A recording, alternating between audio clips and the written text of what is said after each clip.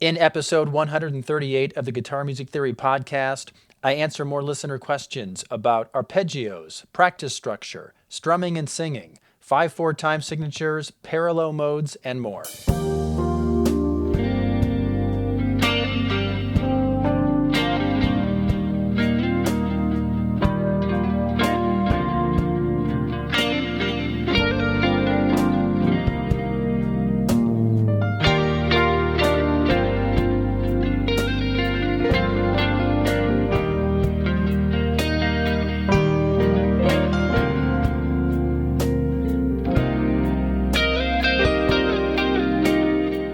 Well, greetings, guitar engineers.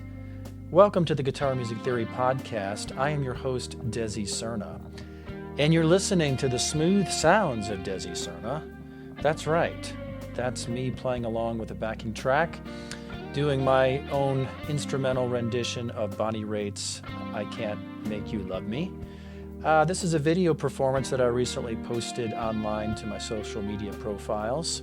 Are you following me on social media? If not, go to Facebook and Instagram and YouTube and the others and search for Desi Cerna Guitar. Because if you're not following me, then you're missing out on great content like this. I'm going to talk more about some of my recent social media postings later in this podcast episode. But first, let's talk about the podcast episode.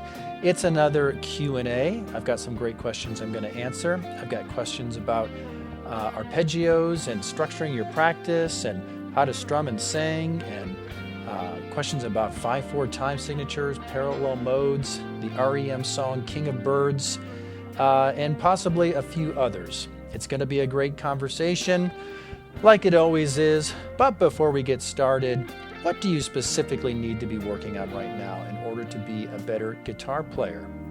Head to my website, guitarmusictheory.com, answer the question I ask you about your playing, and I'll send you free custom video instruction that is calibrated to your current level. All right, so we are ready to get started with our first question, and it comes from David, and he says, I am looking for a breakdown approach to the song Arpeggios from Hell by Yngwie Malmsteen. Okay, well, let's pull this up and listen to a bit of it.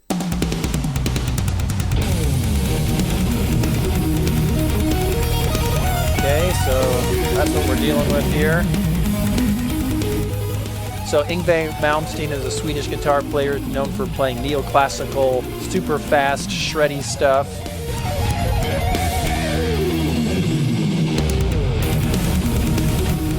This song is called Arpeggios from Hell because, well, it includes a lot of arpeggios from hell, apparently.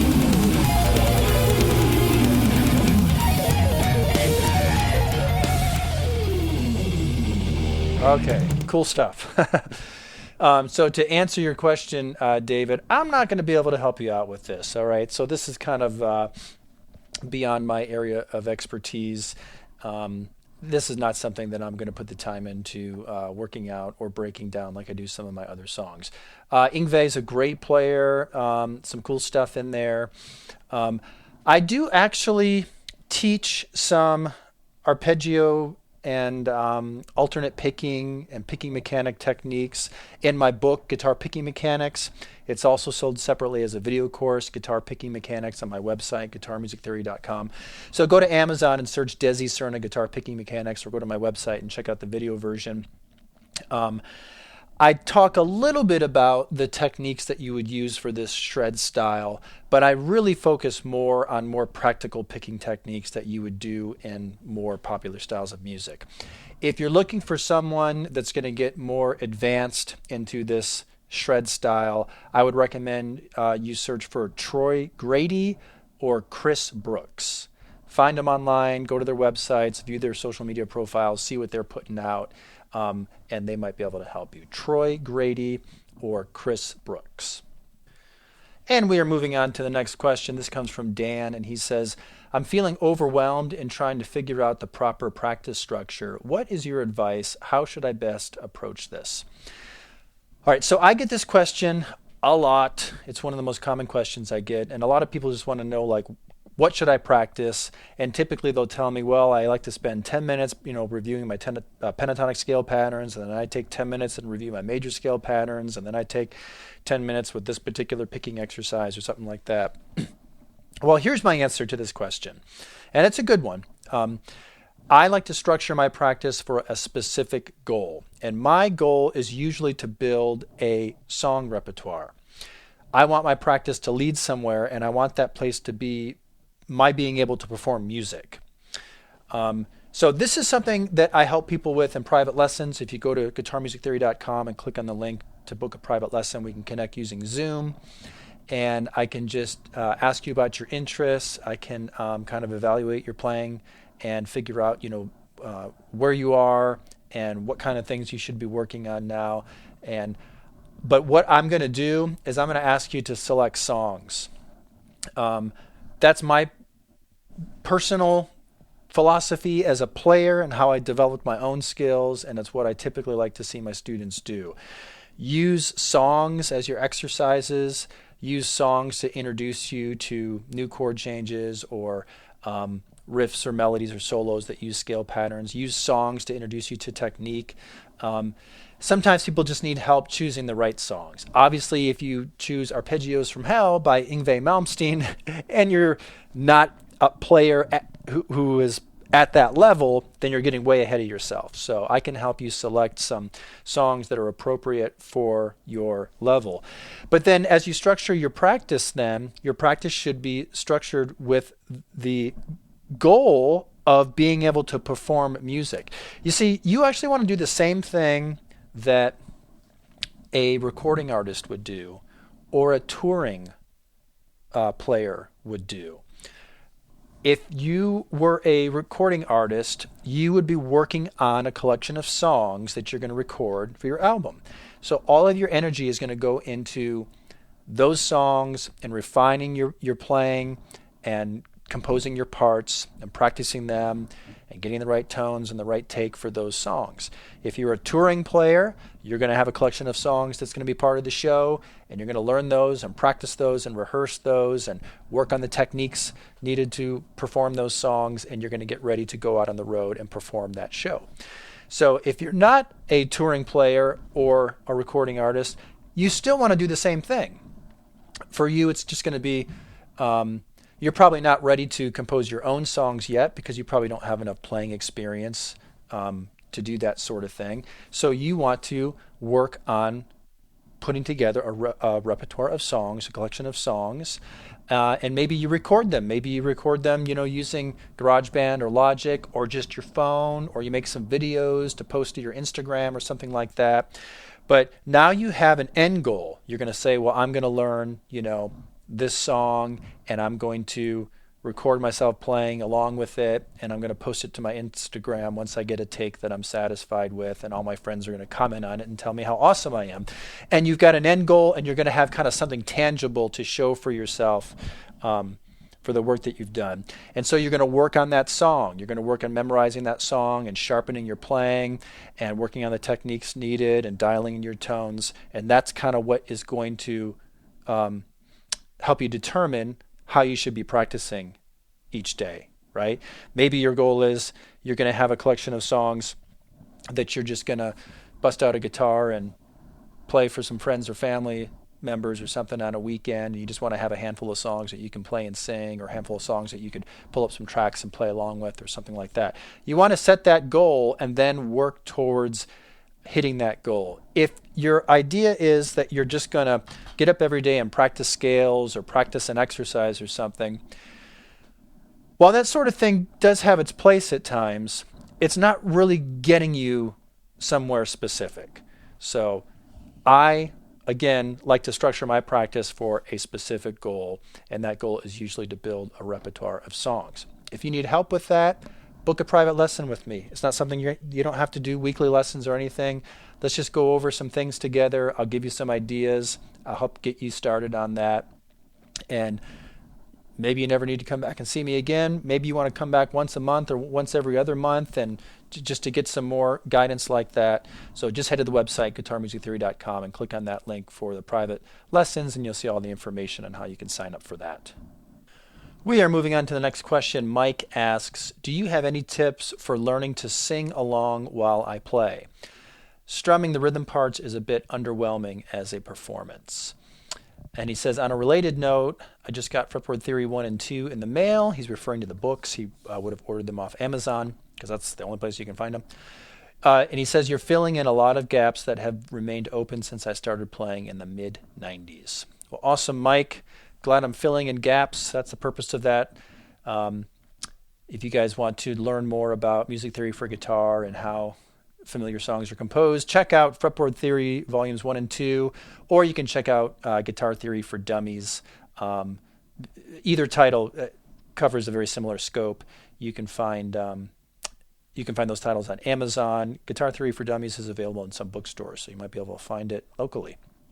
So, so I just left off with the last question saying, hey, book a private lesson and I can help you with that.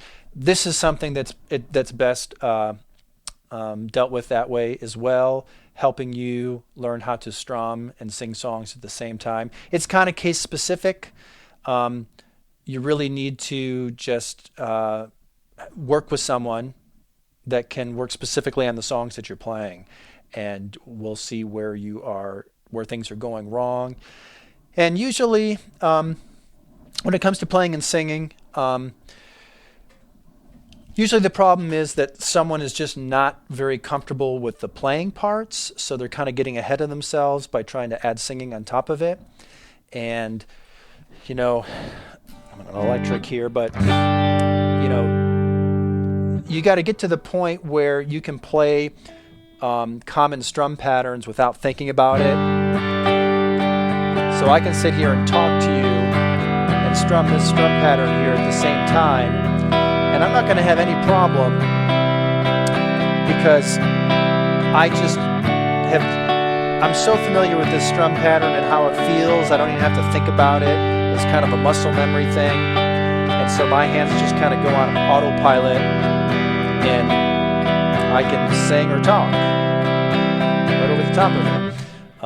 If you're not to that point where you can use simple common strum patterns without thinking about it, then you need to just work on that more. Learn more songs, play those songs down, and wait until you can do that without thinking about it, and then you can start working on singing at the same time. And then when you do start working on singing at the same time, you may have some snags because now the rhythm of the vocal phrases can be different than the rhythm that you're strumming, and so you're kind of doing two different things independently. But really, it's not independently. You learn how to put them together as one thing. And so what I can do is kind of watch you play, and then I'll notice, you're beginning that line on this beat, and so your hand is wanting to strum down on that beat as well. However, that's not where the strum is. The strum actually comes after that beat. And so I can point things like that out. So it's like, say the word, then feel that particular pick stroke, then so on. Like sometimes we just have to break it down. And we don't usually have to break down everything, but you just find those spots where you're getting off track and learn how they go together, and usually that kind of fixes things, and you can play the song smoothly once you kind of iron that stuff out. So I don't know if that's something that I can make a course on or a video on, because usually when I help people with that, again, it's just so case specific. Everyone's a little bit different about where they stumble and what's causing them to have problems with that. So honestly, the best thing to do, book a lesson with me. Let's connect on Zoom. Let's strum through some things. Let me see where you're running into snags, and I'll give you some tips on how you can fix some of those problems. Hey, I'm going to change gears here a little bit. So I mentioned that I was going to talk more about some of the videos I've been recently posting on social media. So I played a little bit of I Can't Make You Love Me, which is just a video I put together because I love that song, and I just wanted to see if I could. I actually used to play that years ago when I would do like some kind of solo gigs stuff where I'd sing and play guitar, play with a track, if it was like a dinner music, background music sort of thing. And so you can check that out on my social media profiles. But I've got some other things. I wanted to share this video that's titled Getting Jiggy With It, Guitar Loop. I had a lot of fun with this. And let me just get into this. So you're hearing the video here. And check this out. Come on now. There we go.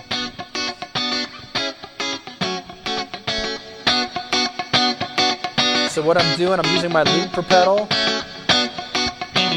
and I'm putting down some different layers. This is layer 2. Then I go to a layer 3. This is a bass line.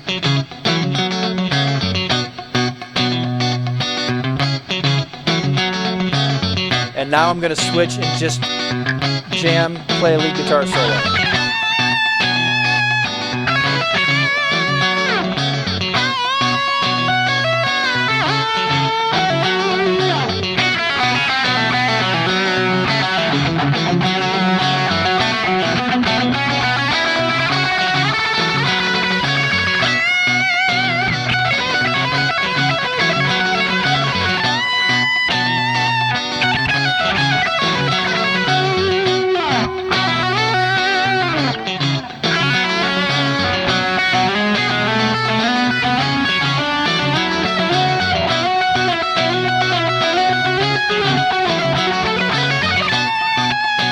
Now I'm going to loop this lead part now,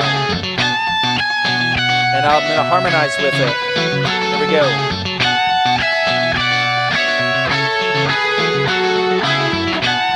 And that's it, I'm done. And I'm walking away, and the loop is still playing.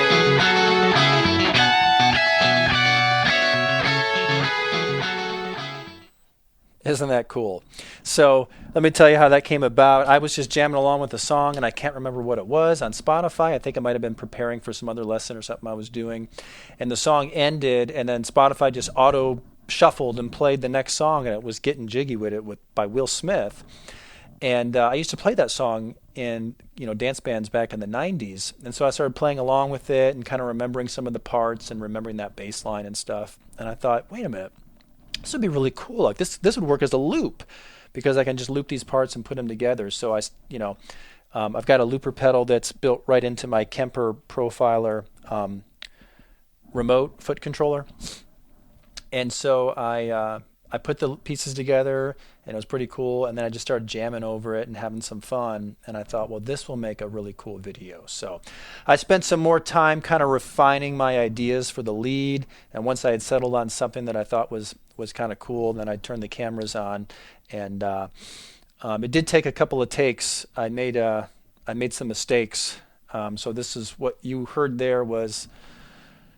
It was actually the first full take, because initially my mistakes were like I hit the looper foot switch. I didn't hit it in time or something, or I messed up something I was looping, so I had to start over.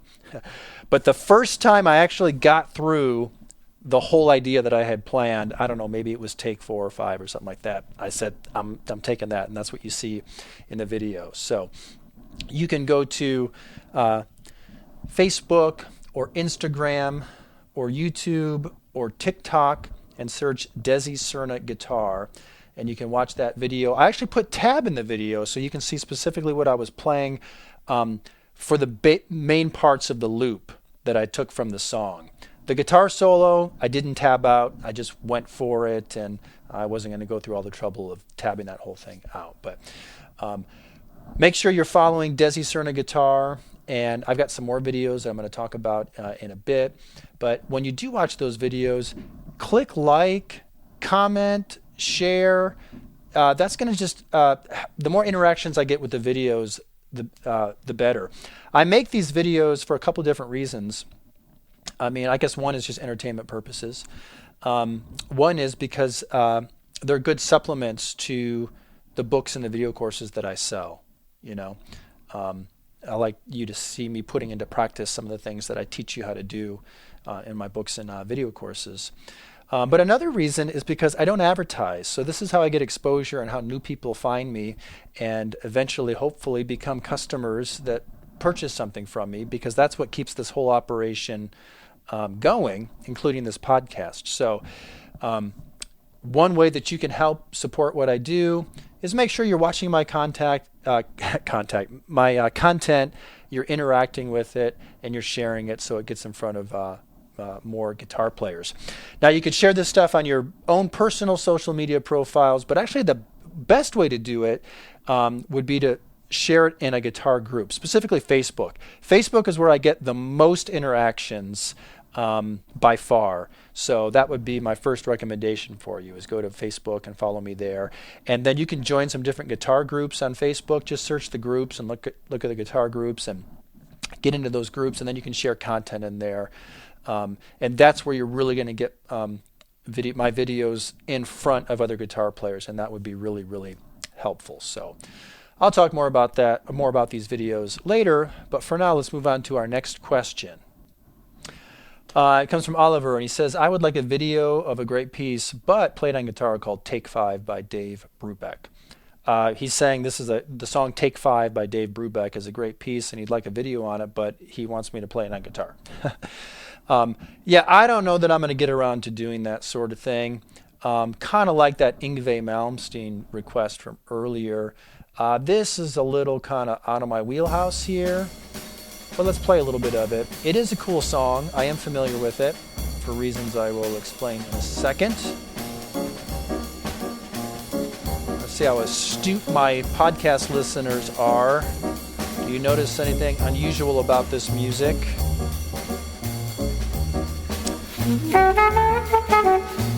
What's unusual about it is that it's in the time signature of 5/4, and that's pretty unusual. So instead of 4/4, 4 quarter notes per measure, 1, 2, 3, 4, like the majority of music, it's 1, 2, 3, 4, 5, 1, 2, 3, 4, 5, or actually it's 1, 2, 3, 4, 5, 1, 2, 3, yeah, like that. 2, 3, 4, 5, 1, 2, 3, 4, 5, 1, 2, 3, 4, 5, 1, 2, 3, 4, 5. Very unusual. But the way that the melody is composed and everything, it fits over the fives. So maybe this doesn't sound unusual to you because they make it work. But I'm not going to do a breakdown of. I'm not likely to ever do a guitar breakdown of this, but I thought, well, let me just talk about it briefly. And while we're on the topic of 5/4 time signatures, off the top of my head, here's another song that uses the same time signature. This is called Living in the Past by Jethro Tull. Really cool song. And if you count this out, it's in 5/4, which is very unusual. 1, 2, 3, 4, 5. 1, 2, 3, 4, 5. 1, 2, 3, 4, 5, and so on.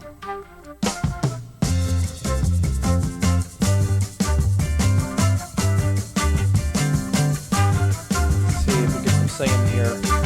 There we go. Nope. It's coming. 1, 2, 3, 4, 5. There we go. And I'm smiling, walk a mile to drink your water. 1, 2, 3, 4, 5. 1, 2, 3, 4, 5. 1, 2, 3, 4, 5. 1, 2, 3, 4, 5. Anyway, copyright police probably going to come after me for playing all this music here. So look that up. Dave Brubeck, Take 5, or Jethro Tull, Living in the Past. Good examples of using the 5/4 time signature. An unusual time signature. It doesn't come up that often. I mean, it probably comes up in some like Rush songs or something every now and then, or Dream Theater. Bands that like specifically try to do things a little differently. It's actually, I used to have to play the song Raindrops Are Falling on My Head by B.J. Thomas. You know that? And at the end of the song, I believe there's a 5/4 section. And I'm not really any more prepared to talk about that one. So maybe I shouldn't have brought that one up. But you can check that one out as well. we're going to move on, and this is really more like a testimonial than a question. This comes from Jim. And he says, "Hi, Desi. Just wanted you to know that I recently reached a major milestone in my guitar learning journey, thanks to you and your course material. 2.5 years ago, at the ripe age of 60, I started to pursue a lifelong goal to learn guitar and understand how music works. Today, with a foundation built on your courses, I am able to spend hours with coffee house playing on XM radio in the background and can play along with these songs. I can find the tonic, determine the key to the song, understand the mode, and play along with the song all along the fretboard, connecting major and minor scale patterns and riff boxes. Often I can play along with the melody, and although my repertoire is small and simple, I can play little 3 to 4 note riffs in the melody gaps. I can't tell you how much I've always wanted to do this and how much enjoyment it gives me. Thanks again for your passion to help others learn and for your awesome teaching skills. It has certainly made a difference in my life." Oh gosh, I'm gonna cry. Thanks, Jim. Man, I actually get testimonials like this frequently, and you can read my reviews for my books on Amazon. I got hundreds of 5-star reviews, and people say a lot of the same things. So, man, that's great. I do love what I do. I love learning guitar. It's and I love teaching too, and I love just I learned a long time ago that I do have a knack for analyzing things and teaching things in a manner that helps people understand them better, and really helps to kind of just speed up the learning process and maybe just introduce perspectives that you didn't really think about that does change how you hear music and play music and your ability to play and stuff. So check out my guitar theory books, Fretboard Theory or Guitar Theory for Dummies. A lot of people opt for the video version of Fretboard Theory because they want to see and hear everything in action. And so I really added a lot of content to that video course. And that's really where you're going to get probably the most valuable instruction I have to offer that covers those topics. Just keep in mind, don't get ahead of yourself, all right? In the beginning stages, you just got to learn how to play. You got to develop your general playing skills. You got to build a repertoire of playing songs, simple songs, and stuff like that. I've got video instruction that can help you with that as well. I got free stuff. Just go to the website, answer the question about your playing, and I'll get you started. But once you have your general playing skills, you can play along with songs using open chords, power chords, and bar chords. Then that's the best time to really start learning more about music, because you're going to be able to make sense of it better and you're going to be able to actually apply it. If you're reading about, a particular type of chord progression or chord or scale or riff or something, but you don't have the playing skills yet to actually do what I'm talking about, then you're getting ahead of yourself. Even though in your mind you might think it sounds interesting, or maybe you might think, learn the theory first. I don't think so. I think you got to get your hands in shape first. Learn how to actually physically be able to play. Then let's talk about what you're playing. So, all right. Thanks, Jim. That was a great testimonial, and it just makes my day to know that my instruction is working so well for someone. And we're moving on. Eric says, "I understand modes theoretically from both relative and parallel perspectives and would like to know more about why you favor teaching them as you do. Why do you reserve parallel studies until the later stages of Fretboard Theory Volume 2? Why don't you teach parallel modes from the beginning?" And let's see, my answer to Eric was, in order to understand modes, you need to understand the fundamental concept first. Then you can explore different directions to take things in, such as modal mixture, mixing parallel modes, and so on. Most people struggle with modes because they never fully understand the fundamental concept, so I focus on the fundamentals first. One of the things you'll notice if you read, for example, the reviews of my book, Fretboard Theory, one of the things that's mentioned more than anything else is modes, because that's a topic that a lot of people are really confused about. There's a lot of misleading information about modes out there, and people get the wrong idea of what they are, and they really get on the wrong track with it. And so when they read my book and I clear everything up, And I explained that this is how the concept works. This is how it's used in familiar songs. It's like huge light bulb that goes off in people's heads, and they find that extremely helpful and useful, and it's like a big revelation for them. Modes are not some sort of geeky theoretical concept that doesn't have a practical application. Everything is kind of in a mode. And so it is an important part of music composition that you need to know. I don't know why so much of the information out there about modes is so misleading, but it is. It confused the snot out of me for years, and I thought it was a dumb idea until I finally sorted things out, and I was like, wait a minute, this is an important idea. Why are people not teaching this correctly? So what I do in Fretboard Theory Volume 1 is I introduce the fundamental idea behind modes. It just involves the major scale and how you harmonize it to make chords and play chord progressions. And then you can use the scale over the top for your melodies and stuff. And then I explained that, well, when you're playing the major scale, you don't have to use the first degree as like your tonic pitch. You can use a major scale, but you can center on the second degree.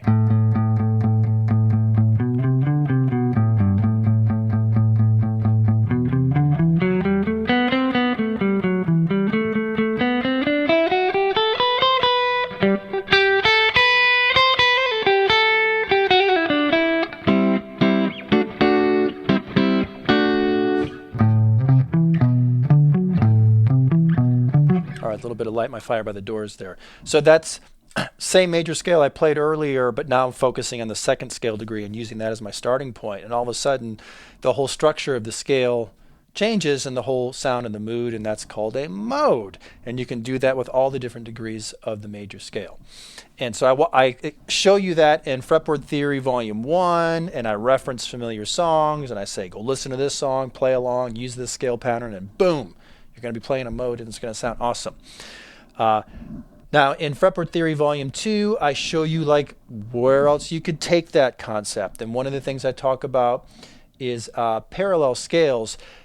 And so Eric here is saying, well, why didn't you start with the concept that way? And that's often the way that people do start with modes. What they do is they say, well, let's take G, and we could start on G and we could play a G major scale. They say, or we could start on G and we could play a G Dorian scale.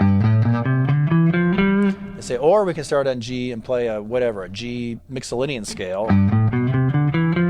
And so you're trying to memorize all these different scales and these different patterns. But what people fail to realize is that all of those different modes are actually just major scale patterns. You're just using them differently. Every major scale has within it all the modes. The G major scale is G Ionian mode, that means G major scale, or it's A Dorian mode, B Phrygian mode, C Lydian mode, D Mixolydian mode, E Aeolian mode. Technically it's F sharp Locrian mode, although that doesn't get used. But the point is, you don't have to learn scale patterns for G major scale, A Dorian scale, B Phrygian. You can just use this. You use the same exact patterns because it's all the same.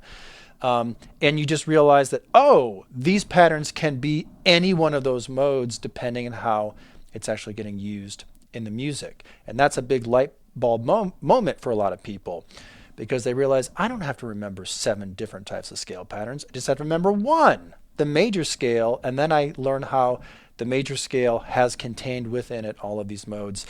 I probably already confused you there, but check out the books. I introduce it very simply. You got the patterns there. I make song references. One of the things I do is I say, put on this song and let that song play in the background and play through this scale pattern. Okay, now put on this song and play through that same scale pattern again. Notice how the sound changed. Why did it change? Because song number 1 is using, G as the tonic pitch. Song number 2 uses the very same scale, but it's using A as the tonic pitch. And that's the difference between G Ionian mode and A Dorian mode. So that's what you want to do. Go back to the basics, learn the fundamental modal concept first. Then you can get into some of these different perspectives about viewing it as parallel scales and other things. And I don't even want to confuse you with that stuff right now. But I do cover that in Fretboard Theory Volume 2, and that stuff is useful, but you gotta know the fundamental concept like the back of your hand first. Otherwise, you're just going to get confused as you get into some of the other things that you do with modes. And you know what? Since I brought that up, one of the videos I posted recently is called Major 7 Chord Hack, and I'll play a little bit of it. Check this out.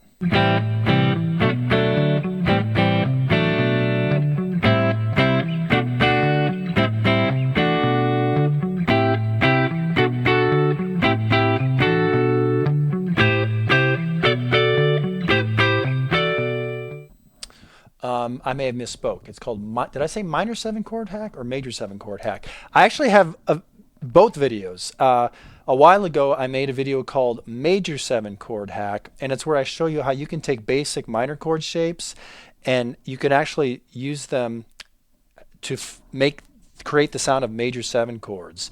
And you can play major 7 chord inversions without having to learn new chord shapes. Learn how to just take a minor chord shape. B minor is G major 7 if you're playing that B minor chord like this. But if you put a G in the bass, oh, it's a G major 7. So then you can, go around the fretboard and play different G major 7 like chord inversions without having to learn new shapes. Just use a simple minor shape. Very useful. Musicians do that all the time. And then recently I did the opposite of that, where you take major chords like C major becomes A minor 7 if you put an A in the bass, or D major becomes B minor 7 if you put B in the bass. And so you can move around the fretboard using really familiar major chord shapes, but you're actually playing minor chord inversions. That's what I was doing in the video there. And it's a really cool sound, and it's a simple idea physically on the fretboard because you're using major chord shapes that you should already be familiar with. And it's a really good hack, and this is how a lot of guitar players view the fretboard. I do this thing all the time. Sometimes if you see players just like moving all over the fretboard freely with all these chord shapes, you might think, wow, how do they keep track of everything? How do they know how to play all those chord shapes? There's often little shortcuts at play, and this is one of them. So this is yet another reason why you want to make sure that you are following me on social media, because sometimes I post some really good free stuff like this. This is like a 10-minute video where I walk you through the idea. And when you check it out, of course, make sure you like, comment, and share. Make sure you're subscribing and following and all that good stuff. Desi Cerna Guitar. Find me on Facebook and Instagram. Facebook is my definitely the best performing platform. I'm working on Instagram. It's doing really well. YouTube is pretty much sucking now, but I'm still posting my stuff to YouTube. TikTok is kind of hit or miss, but if you like that platform and you're on it, look me up. I'm there. We are moving on. This next question is about the song King of Birds by REM. I want to play a little bit of this for you. Let's put it on. Copyright police are going to be writing me up for lots of tickets today.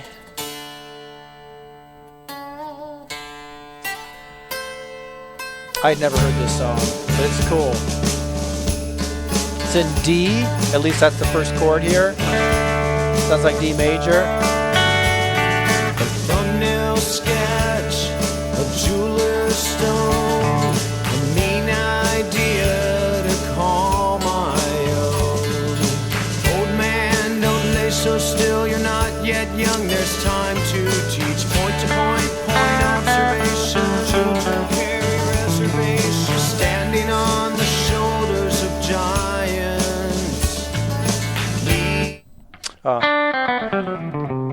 Okay, so let's get to the question here. I want you to hear some of that song first. So this person says, I love your podcast. I have a question about REM's King of Birds off the Document album. It's not a well-known song, definitely not a single. However, it's got kind of a drone-like sound to it. It did there, yeah. He says, I feel like it's in D major, but maybe also it's an A mixolydian.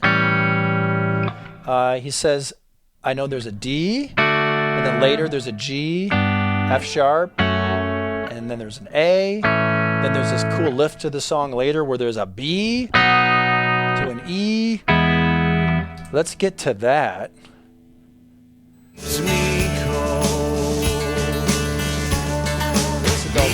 There's the G,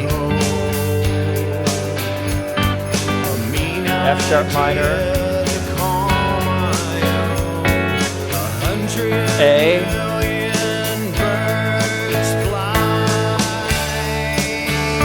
back to D,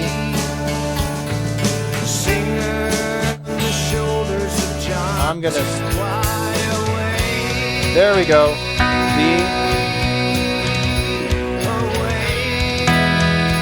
there's an E major,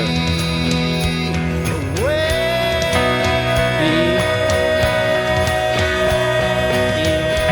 E major,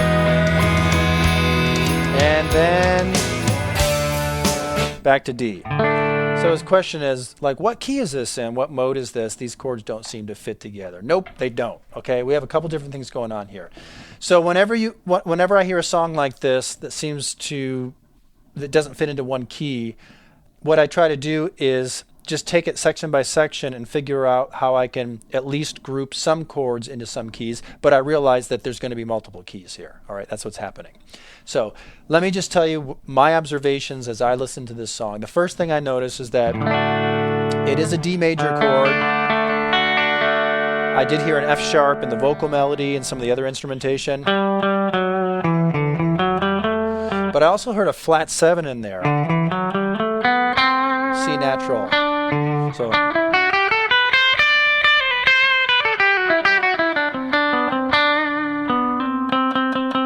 So that tells me it's D mixolydian mode.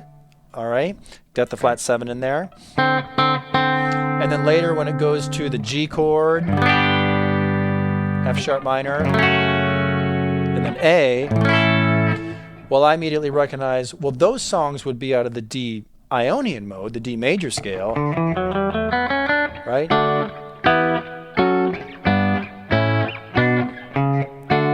So this part of the song, I guess, maybe makes most sense. If a song's in D, you would assume it to be D major. So we had D mixolydian initially, but now D major here. That's where the G comes from, F sharp minor, and A. But then later, you really get thrown for a loop because they introduce B major and E major, which are not in the key of D mixolydian or Ionian at all. And I'm just hearing that as a total complete key change to the key of B.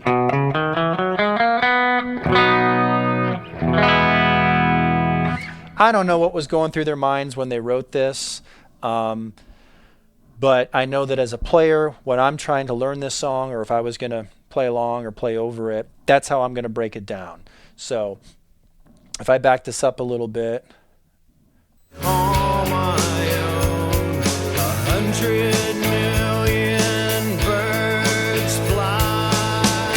All right, so this is D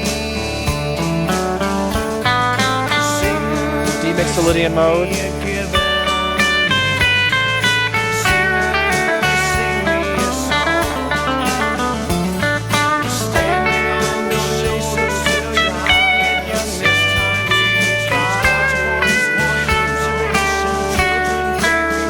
And then, I thought it was going to go to the other chords. When it goes to the other chords, I'm going to, right here. This is just D major scale. I'm just playing through the D major scale here. That's straight at D major scale. And then there's the B.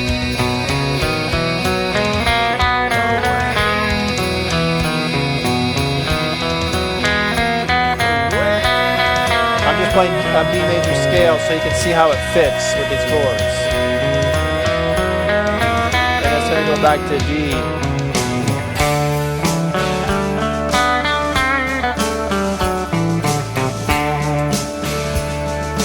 Okay, I realized that was not the most inspiring playing, people. I was just keeping this simple so you could just see basically how the scales work over this. So that's what goes through my head as a player, and that helps me. That helps me keep track of things. That makes sense in my head. I'm like, okay, D Mixolydian mode, then playing D major scale, then key change to B major, and if I was going to add in extra parts, I'm going to be thinking about that flat 7 for the D Mixolydian mode initially. Then I'm going to realize now use the major 7 as the chords are now out of the plain major D major for the next section, and then I'm going to think about switching scales and switching notes to B major for that that B to E section. So yeah, cool tune. That's my analysis, and I hope you enjoyed it. And we're going to move on. And I'm going to go back and talk about social media. So I'm on Facebook here. So, I didn't talk about the bass arpeggio video.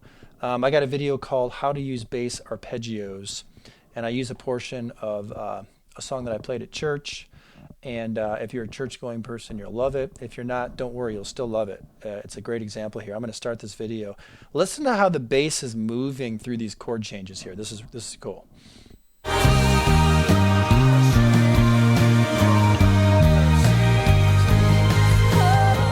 Isn't that cool? Did you hear that?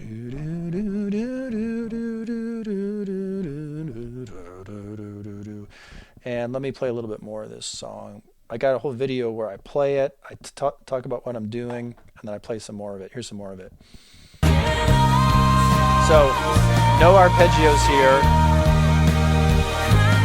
Arpeggios.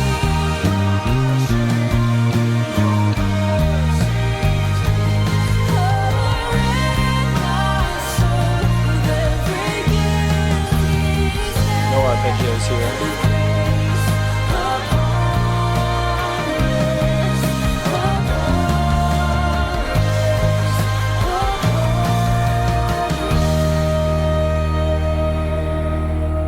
Yeah, this is a great song. It's called Grace Upon Grace by Brooks and Boggs. You can find it on Apple Music, Spotify, all that good stuff. So they actually are songwriters and worship leaders who are part of the same church network that I'm part of here. And I didn't actually know that until I looked it up afterwards. It was just on the Sunday morning set list, and I had to learn it.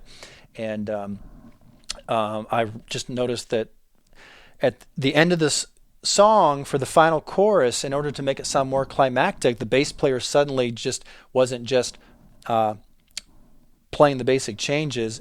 He introduced this melodic line that was based directly on the chord tones of the chords using arpeggio patterns. And it was really well done, and I really enjoyed playing it. And I thought, I need to make a video, because sometimes I get questions where people are like, well, how do you use arpeggios? Or how do you use arpeggios on bass specifically? Some people will ask me. So that's a great example of that. And I don't really need to say much more, because you can go to Facebook or Instagram and just search Desi Cerna Guitar and look for the video that says how to use bass arpeggios, and I explain what I'm doing there and how that works. Sometimes the videos I post are tutorial videos like that. Sometimes I just post videos of me just jamming and having fun, like this one here.